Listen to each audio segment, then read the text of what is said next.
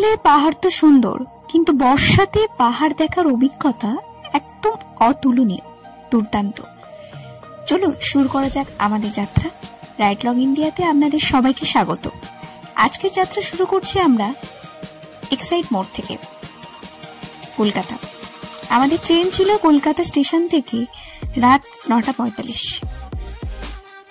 এখান থেকে আমরা বাস ধরছি লেক টাউন। আরজি কর হসপিটালের ঠিক অপোজিটেই কলকাতা স্টেশন, একদম হাঁটা পথ।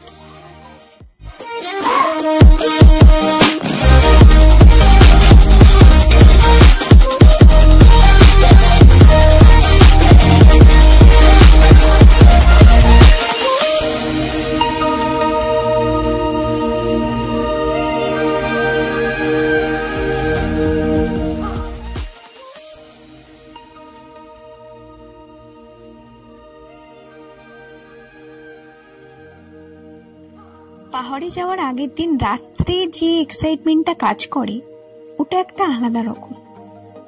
সত্যি ভালো লাগে ভীষণ। আমরা চলে এসেছি স্টেশনে। আমাদের ট্রেন ছিল রাতের ট্রেন, আর সকাল সকালেই আমরা পৌঁছে গেছি। ভিউটা ভিতর থেকে তো অসাধারণ লাগছিল। মনে হচ্ছিল কখন বাইরে বেরোবো আর ওই চা বাগানের মাঝখান দিয়ে বাইক নিয়ে দৌড় লাগাবো। স্টেশনে পৌঁছে গেছি ঠিক 8টাতেই। ট্রেন অতটাও লেট করেনি, আমাদের টাইমেই ঢুকিয়ে দিয়েছিল। এখান থেকে বেরিয়ে আমাদের খিদে পেয়ে যায়। তোমরা যদি আসো স্টপেজে দেখতে, একটা সাইকেল নিয়ে একজন কাকু আসেন। ওনার সেট আপ এবং ব্যবহার আর ফুডের টেস্ট মানে সত্যি খুবই ভালো। মানে মানুষটাও ভীষণই ভালো। যদি আসেন তো একবার ওনার কাছে যাবেন।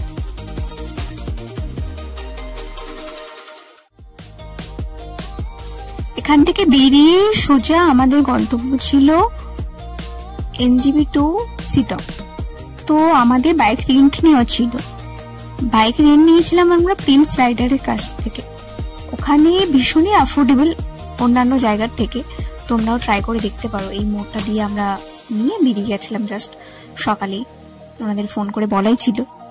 তো NGP থেকে বেরিয়ে আমরা গেছিলাম দার্জিলিং এর রাস্তা দিয়ে, কারণ NH ট্রেনের অবস্থা তখন ভীষণই খারাপ ছিল ওই রাস্তা। তো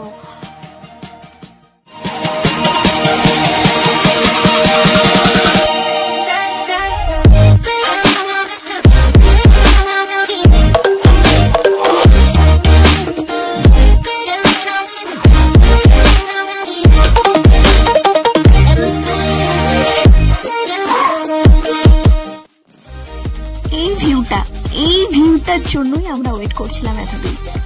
বর্ষাতে পাহাড়, সবুজে ঘেরা রাস্তা, হালকা হালকা বৃষ্টি আর কুয়াশা।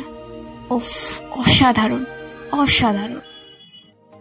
জীবনে অর্থের মূল্য আছে, কিন্তু অর্থের পিছনে দৌড়াতে দৌড়াতে যদি এই দৃশ্যটাই আমার দেখা না হয়ে থাকতো, তাহলে হয়তো আমার জীবনই ব্যর্থ হতো। আমি খুব লাকি যে বর্ষাতে আমি পাহাড় দেখতে পাচ্ছি, আর এটা অস্বাভাবিক সুন্দর। এখানে